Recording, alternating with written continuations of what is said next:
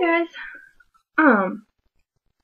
This is going to be a hopefully short video on isms and conversations about isms and why nothing is getting fixed. This is the rough draft of getting all feels out and probably will not go anywhere, but yeah. So,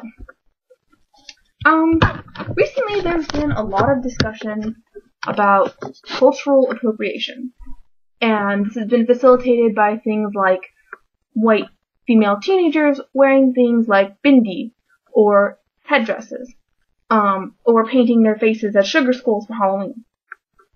Now, people in the people of color community have taken real issue with this because they feel like their culture is being appropriated by the Western white people. And I see their point. Like, a bindi, at least a bindi of sindoor, the red dot, is a religious symbol. It means marriage and a married woman, and is hugely important in a Vedic Hindu community.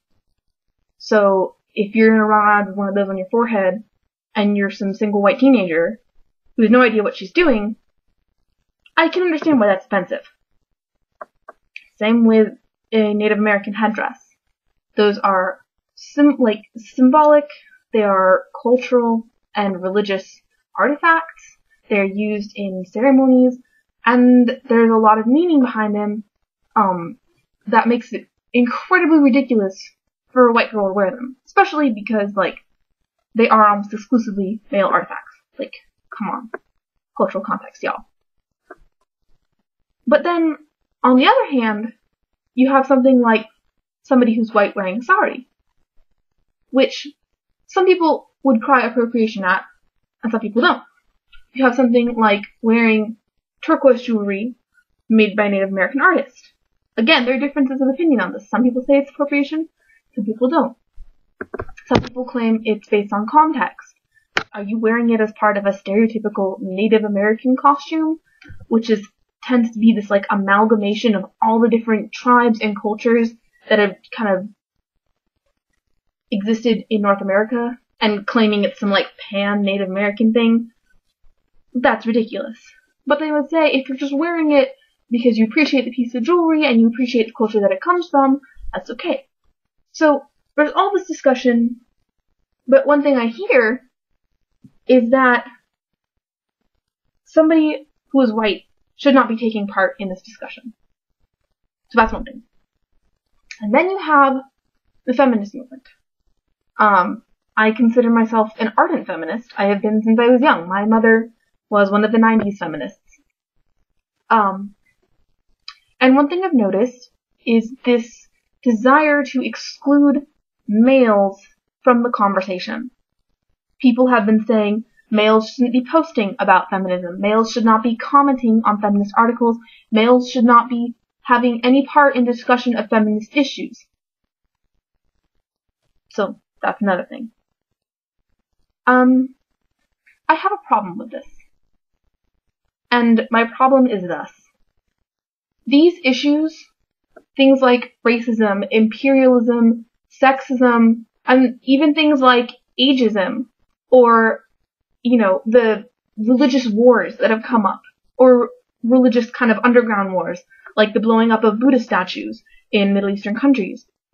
All of these things happen because someone's voice is excluded from the conversation. That's what sexism is. It's excluding one voice from the conversation based on sex. That's what racism is. It's excluding a voice from the conversation based on the color of their skin. How are we supposed to change things if we continue these practices even as we're trying to address these issues? Males make up 50% of the population of the world, basically. Numbers change from time to time depending on birth rates and such. We can't just exclude them from a dialogue that affects their lives. I understand being a woman, being somebody who is still scared to go on the streets at night, who is still very cautious around male acquaintances because I've been told over and over again by society that, I can be raped at any second, but it will still be my fault. I understand, having been in a sexual assault situation, that it can make women very uncomfortable to listen to male voices. It also made white people in the South very uncomfortable to listen to black voices. That was the problem, is that sometimes we are uncomfortable in situations, but part of being tolerant, part of promoting diversity, part of promoting equality, which is what we are trying, I hope, to work toward, is listening to those voices you are not necessarily comfortable with on an arbitrary basis. Another argument is that these are patriarchal spaces in which women are trying to speak, and therefore, when a male claims to be an ally or a male feminist, it doesn't, make it a safe space. It's suddenly the patriarchy coming in and putting its stamp of approval on. I disagree. I think it's somebody who's willing to work as a team. This is so important to me. Feminism isn't about women ruling the world. It's not about suddenly overthrowing everything and having men be little slaves in aprons and making them stay at home. No, that is not what feminism is about. That is not what feminism should be about. Feminism is recognizing the equality between the genders despite their differences. It also recognizes differences and says, yeah, men and women are not the same thing. Gender is not necessarily biologically defined. The point is that everyone is equal. And until all equality is recognized, until we understand that, there are men who agree with us, and we need to listen to them, and they need to listen to us, we're not going to get anywhere. There will be no understanding, there will be no working together. We fault senators and congressmen for being these angry white men who impose their rules on women's bodies. And that's true. But the problem there is that they are not listening to female voices. They are excluding the voice from the conversation because of gender, because they think that as males they are entitled to make all the decisions. Well, how does that make us any different then if we as females decide it is not worth it to listen to males because they have a penis or are male identified? That's not equality.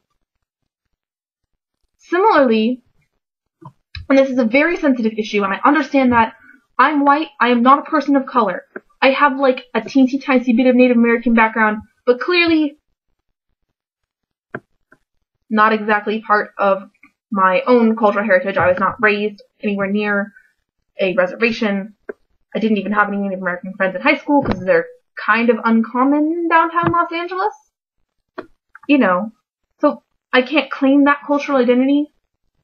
And I'm not a person of, it feels a little weird for me to be speaking on this issue. And I understand that it can make a lot of people angry to hear me, as a white person, speaking on the issue of cultural appropriation and racism in the world. So, I still have a thought. And my thought is on the same line as the feminism issue. Racism doesn't just go one way. It's not just white people being racist against people of color as a blanket statement. There are people who are people of color who are racist against each other. There's incredible racism in the Latino community against black people. There's incredible racism between the different parts of the East against each other. There's racism by Indians against people from Africa. Racism is this huge universal issue. Racism is human. It has never not been present in any society. So, my thought here then is that we can address it all we want, but it's still a one-sided conversation.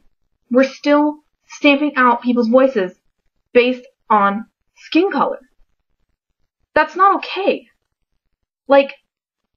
I've had people tell me that I cannot talk about appropriation. I cannot have an opinion about appropriation because I am white. Well, it affects me too. Like, you know, this affects my personal choices. This affects, you know, what I am being told by other people I can and cannot do. You see?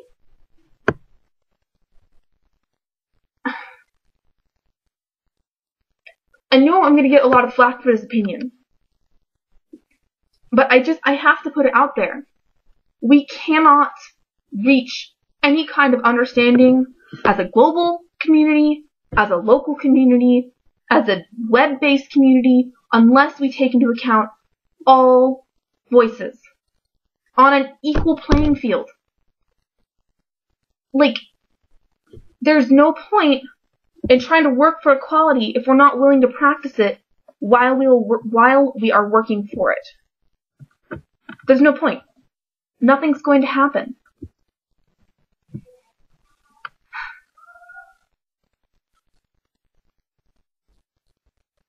I don't know. That's my feelings. This is a rough draft. It's 11 minutes long. Yeah.